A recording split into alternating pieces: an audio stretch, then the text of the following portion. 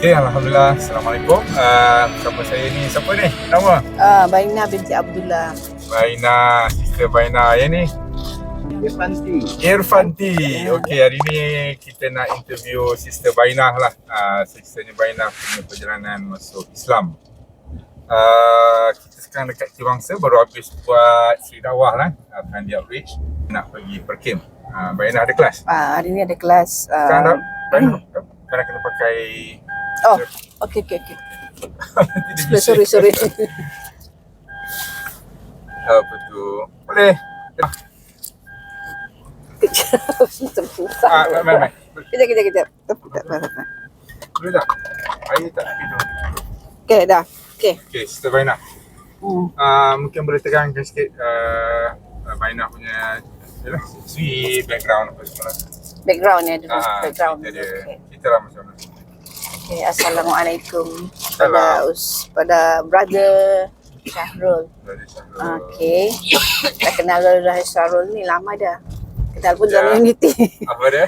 Kenal. Dalam unity. Okey, nama saya kalau daripada Christian Anas Sabel. Swasin. Anas Sabel Swasin. Bila saya beragama Christian. Okey. Asal usul saya sebenarnya dari Filipin. Orang Filipin lah. Orang Filipin? Orang Filipin. Di mana Tapi tu di Filipin? di Dumaguete City. Kepulauan Dumaguete City. Sabahnya di mana? Sabah saya di Tawau, membesar di Tawau lah. Sebab mak saya, ibu bapa datang ke Sabah pada tahun 19 sebelum Malaysia merdeka lagi lah. Dah lama datang di Sabah. Lama lah di sana, membesar di sana, sekolah di sana. Okay. Sampailah tamat sekolah tingkatan 5. Baina memang lahir di Tawau lah, di Sabah. Di Sabah. Lepas tu penghidupan kami di Tawau tu banyak kepada orang-orang Islam lah, berkeliling tu kan, sekelilingnya. Banyak Islam ya? Banyak orang Islam lah. Ada juga orang Kristian, tapi yang memang banyak orang Islam lah. Okay. Minat saya masuk Islam ni sebenarnya daripada sekolah lagi. Dari sekolah menengah. Masa tu saya dalam 4 tak silap saya. Okay.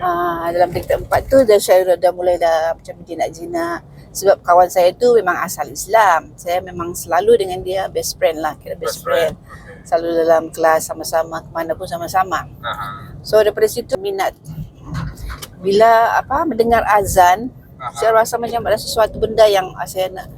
Ada sesuatu benda yang macam orang bilang macam tak apa sebabnya. Kenapa macam azan tu? Jadi saya tak dapat jawapan lah. So bila saya masuk kelas, bila cikgu tu mengajar pendidikan Islam, so saya tak keluar. Saya duduk dalam kelas, minta izin lah dengan punya ustaz tu kan. Biasanya kalau orang yang beragama Kristian dia suruh keluar. Saya duduk lah minta izin sebab saya nak dengar cerita pasal neraka dan syurga. Minat sekali dengar cerita tu. Macam orang bilang macam ada sesuatu dalam cara dia menyampaikan tu. Daripada situ saya minat. Lepas tu dalam Kristian tak ada cerita syurga? Ada juga dia cerita syurga pasal neraka, tapi berbeza, tak sama. Tak sama. Macam mana yang tak sama antara syurga Kristian dan juga Islam? Memang ada berceritanya, tapi saya kan nama sejak agama Kristian. Tapi mendalami tentang agama Kristian ini taklah macam tu. Nama sejak agama Kristian. Jadi kami tak terdidik dalam macam tentang agama Islam mendalam. So kami tahu itu je lah. Macam Kristian lah. Kalau nak pergi sembahyang macam tu sajalah, ikutan saja macam tu. Tapi setiap Ahad pergi ke gereja lah. Masa tu saya tingkatan 5. Saya sudah tak duduk dengan keluarga. Saya duduk di berasingan sebab keluarga saya duduk di camp. Benar lah. Askar? Bukan askar. Ayah saya tu seorang yang orang dulu tu dia buat jalan lah. Macam road maker kan, dia buat jalan. Satu kan time kayu balak lagi Sabah. Lepas tu saya pergi Tawau lah, di Bandar Tawau tu di satu sekolah menengah Holy Trinity, sekolah orang Kristian lah, tapi masa tu dia SMK, so dia bercampur lah, ada Islam ada Kristian. Ni Katolik ke? Katolik lah, Katolik. Tapi orang Islam pun boleh masuk juga situ. So saya banyak pendidikan ke situ tapi tak terdedah lah dengan macam pasal lah tentang apa ni? Kristian ni. So bila pergi sembahyang juga. Betul.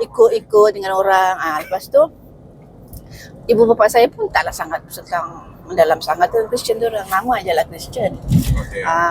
So bila saya dengar tentang cerita ni, tentang pendedahan tentang agama antara syurga dan neraka, so saya macam tertarik bahawa syurga dan neraka ini bagi pembalasan bagi orang yang baik-baik itu berada di syurga lah, macam itulah cerita dia. Okay. So bila saya balik rumah, saya macam apa orang bilang, bila mendengar azan tu saya menangis. Bila orang mengaji menangis. Mungkin sebab dia punya sayu ke ataupun tak tahu makna dia apa, saya tak tahulah. Sebab mungkin terikut-ikut ke, saya pun tak tahu. Jadi masa ni di sekolah? Di tempat? Di tempat. So lama jugalah saya. Selepas tingkatan 5 tu barulah saya terdapat dia punya macam apa orang bilang, mungkin hidayah lah, saya pun tak tahu lah masa tu. Tapi tanpa orang tua lah, pengetahuan orang tua, saya masuk Islam lah. Okay.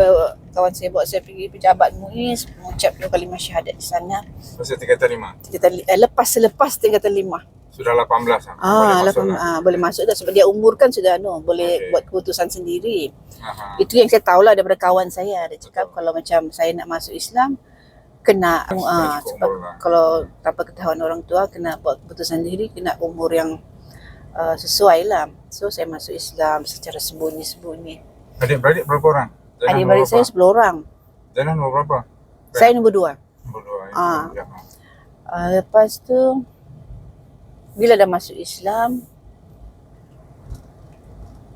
masa nak kahwin tu terbongkar saya punya terbongkar saya sudah masuk Islam. Memang jadi perbalahan besar lah di situ. Ya, kahwin dengan siapa? Adalah orang Islam jugalah. Orang Islam. Orang Islam di sana juga. So tentangan besar lah. Ayah saya tak setuju, ibu saya tak setuju. Dia cakap dia tak boleh kahwin. Masa umurnya berapa? Umur tu masa saya lepas tingkatan 5 berapa tahun? 18 ke 19? 18. Oh, kahwin awal muda. Bukan 18, 19. 21 saya kahwin. Dah kahwin. Lepas tu tapi masa tu tentangan hebat lah. Memang tak boleh lah. Ibu bapa saya tak setuju. Ni lama-lama saya pujuklah mak saya. Tapi mak saya okey sikit daripada ayah saya. Tapi akhirnya setuju juga ayah saya.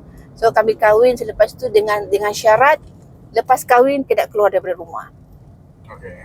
Lepas tu supaya saya setujulah kahwin, dia suruh keluar daripada rumah.